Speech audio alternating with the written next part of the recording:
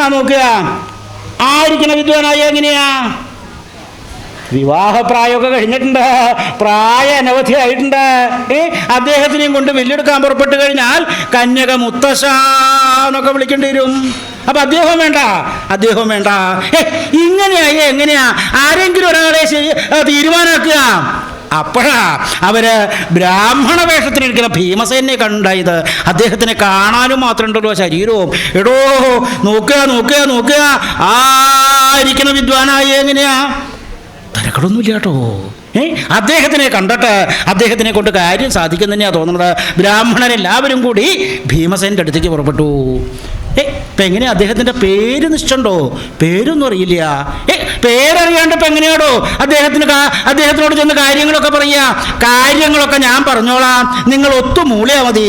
ബ്രാഹ്മണരെല്ലാവരും കൂടി ഭീമസേൻ്റെ അടുത്ത് ചെന്നു, അദ്ദേഹത്തിൻ്റെ അടുത്ത് ചെന്നു, വന്നിച്ചു.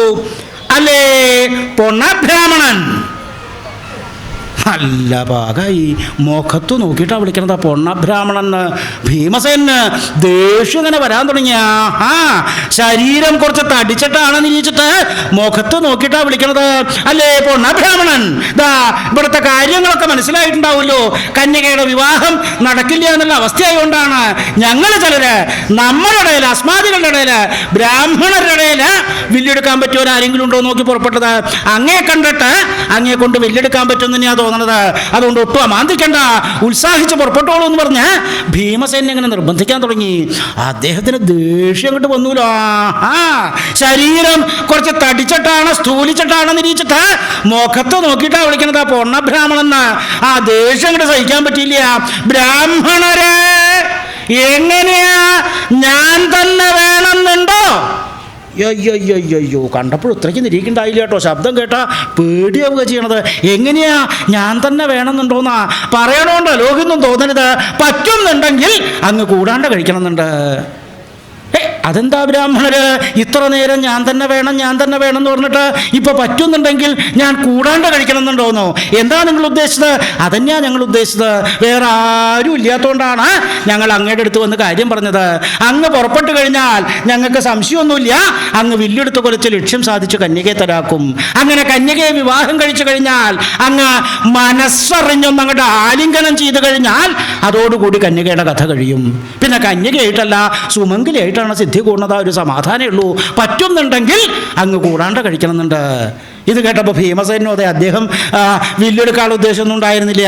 ബ്രാഹ്മണര് അവിടെ അതിസുന്ദരനായിട്ടുള്ളൊരു ബ്രാഹ്മണ യുവാവ് ഇരിക്കുന്നുണ്ട്. അദ്ദേഹത്തിനെ കണ്ട് അദ്ദേഹത്തിനോട് പറഞ്ഞു കഴിഞ്ഞാൽ അദ്ദേഹം നിങ്ങൾ വിചാരിച്ച പോലെയൊക്കെ ആക്കിത്തരുമെന്ന് പറഞ്ഞ് അർജുനനെ കാണിച്ച് അവരെ അദ്ദേഹത്തിൻ്റെ അടുത്തേക്ക് അങ്ങോട്ട് വിട്ടു. അർജുനനാണെന്ന് അറിഞ്ഞിട്ടല്ല, ഏതോ ഒരു സുന്ദര ബ്രാഹ്മണൻ, അത്രയും നിരീച്ചുള്ളൂ. അവരെല്ലാവരും കൂടി അർജുനൻ്റെ അടുത്ത് ചെന്നു അദ്ദേഹത്തിനെ ഇങ്ങനെ നിർബന്ധിക്കാൻ തുടങ്ങി. ആദ്യം അർജുനൻ ഇവർ പറഞ്ഞതൊന്നും കണക്കാക്കുണ്ടായില്ല. അവസാനം ഇവരുടെ നിർബന്ധം സഹിക്കാൻ പറ്റാണ്ടേയപ്പോൾ ജ്യേഷ്ഠനായിട്ടുള്ള ധർമ്മപുത്രര് ഭഗവാൻ കൃഷ്ണൻ അവരുടെ അനുവാദത്തിനായിട്ട് അവരൊന്നിങ്ങനെ നോക്കി. അവരും ഉണ്ണി അർജുന ഒട്ടും അമാന്തിക്കണ്ട, ഉത്സാഹിച്ച് പുറപ്പെട്ടോളൂ എന്ന് കണ്ണോണ്ട് അടയാളം കാണിച്ചു. പിന്നെ അമാന്തിക്കല്ല ഉണ്ടായത്.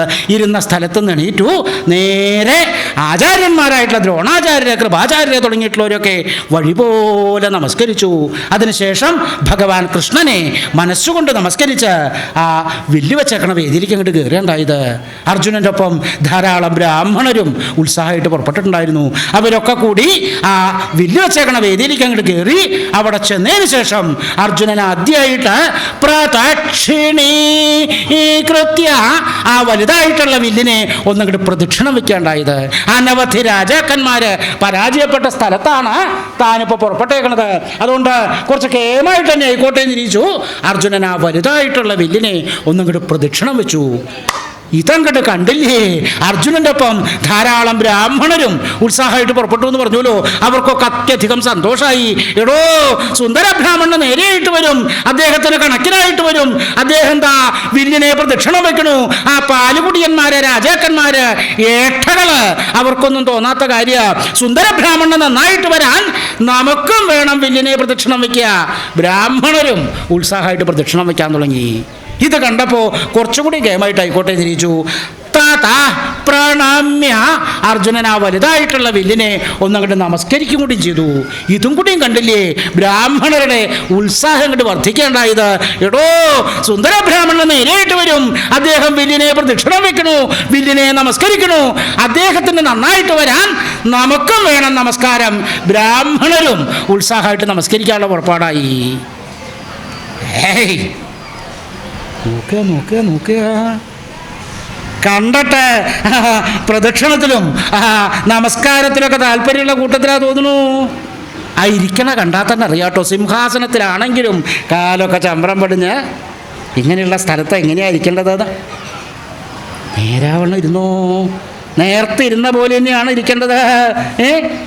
കാല് കീഴ്പ്പെട്ട് തൂക്കി സിംഹാസനത്തിലുള്ള ഇങ്ങനത്തെ കാര്യത്തിനൊക്കെ നിലത്ത് ചമ്രം പടിഞ്ഞിരുന്നിട്ടാണ് വേണ്ടത്. നമസ്കാരത്തിന് ഭാവമുണ്ടോ? സുന്ദര ബ്രാഹ്മണ നേരെയായിട്ട് വരാൻ, വില്ലിനെ നമസ്കരിക്കാനായിട്ട്